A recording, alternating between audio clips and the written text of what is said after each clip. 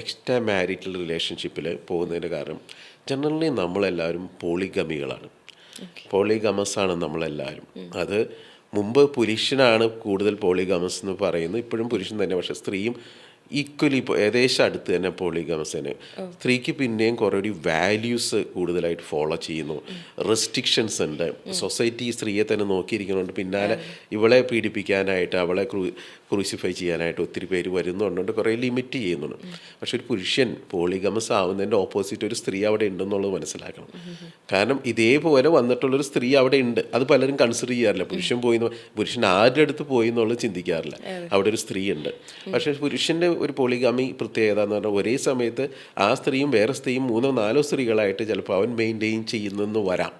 അവൻ്റെ ജനറലുള്ള ടെൻഡൻസി അങ്ങനെ തന്നെയാണ്. സ്ത്രീയിലും ഉണ്ടെങ്കിലും സ്ത്രീ കുറേയൊക്കെ വാല്യൂസിന് പ്രാധാന്യം കൊടുക്കുന്നുണ്ട്, കുറേ റെസ്ട്രിക്റ്റഡ് ചെയ്യുന്നു അവൾക്ക്. നമ്മളൊരു ബിരിയാണി സ്ഥിരം കഴിക്കുന്ന സമയത്ത് നമുക്ക് വേറൊരു ഫുഡിനോടുള്ള താല്പര്യം തോന്നുന്ന പോലെ തന്നെയാണിത്. പക്ഷേ സൊസൈറ്റി നമ്മളോട് കണ്ടീഷൻ ചെയ്യപ്പെട്ടിട്ടുള്ള റൂൾസുകൾ ഉള്ളതുകൊണ്ടും സൊസൈറ്റിയുടെ ഡിസിപ്ലിൻ ഉള്ളതുകൊണ്ടും ഇതൊക്കെ അടക്കി ഒതുക്കി വെച്ചേക്കണം. റൈറ്റായ സിറ്റുവേഷൻ വരും. ഇപ്പോൾ ഇതൊക്കെ കൂടുതലാണ്. സോഷ്യൽ മീഡിയ ഒക്കെ കണക്ട് ചെയ്തിട്ടുള്ളതുകൊണ്ടും ഈസിലി അവൈലബിൾ ആയതുകൊണ്ടും നമുക്കിപ്പോൾ കൂടുതൽ എക്സ്പോഷ് ചെയ്യാനുള്ള അവസരമുണ്ട്. അപ്പോൾ ഒരു സൈലൻറ്റ് ക്യാറ്റ് ഇങ്ങനെ കണ്ണടച്ച് പാല് കുടിക്കുന്ന പോലെ തന്നെയാണ് ഇതിൻ്റെ ഇത് ശരിക്കും റിയലായിട്ട് മനുഷ്യർ ഇങ്ങനെ തന്നെയാണ്. നമ്മൾ അത് റൂൾസ് അപ്ലൈ ചെയ്തിട്ടുള്ളതുകൊണ്ട് സൊസൈറ്റിക്ക് വേണ്ടിയിട്ട് അത് ഫോളോ ചെയ്യാൻ ശ്രമിക്കുന്നത് മാത്രം പലപ്പോഴും ഫെയിലിയർ ആവുന്നു.